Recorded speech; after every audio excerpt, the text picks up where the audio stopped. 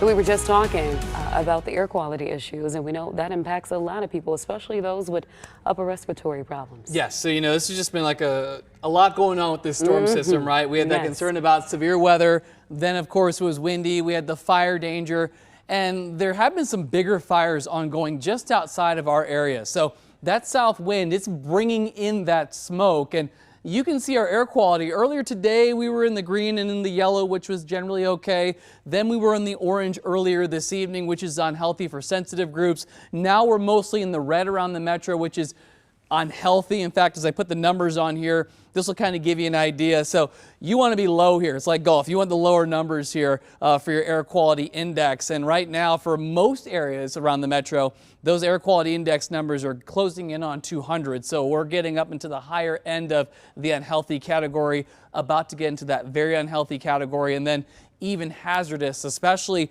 as you head farther towards the south and west as you get closer to the source of that smoke coming from those fires in south central Kansas down to parts of Oklahoma and even Texas. So Garnett, Lacine, and near Butler, you're in the hazardous category. So make sure the windows are closed up tight. You really don't want to be outside walking around in this. We will see some improvement by tomorrow. But again, as that wind continues to be strong out of the southwest, it's just going to continue to pump in that smoke. So again, keep the windows closed up tight.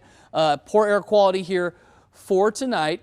Also, the wind, it's going to ease up some, but it's still going to be kind of windy out there, and that will also keep our fire danger up. As we head through the weekend, the wind will start to relax, and it'll start to shift more towards northwest. That's going to blow the smoke away from us. So we'll have better air quality heading through the day tomorrow.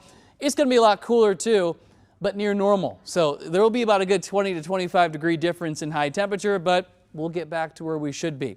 Let me show you the winds here. So right now, we've got this wind that's coming in out of the south. It's blowing all that smoke right up I-35 towards us. Now, as we go through the overnight hours and head towards sunrise tomorrow, notice the arrows are starting to come a little bit more out of the west. So it's going to start blowing that smoke a little bit more eastward. And then by midday into the afternoon, we have a northwest wind. So it's going to blow the smoke away from us. Things should improve. Here's how we look right now. So normally you should be able to see downtown, all the lights of the big buildings downtown. You can't see that at all. 64, it's warm. We're still seeing those wind gusts up near 50 miles an hour. So it is still windy outside. It'll stay windy for tonight.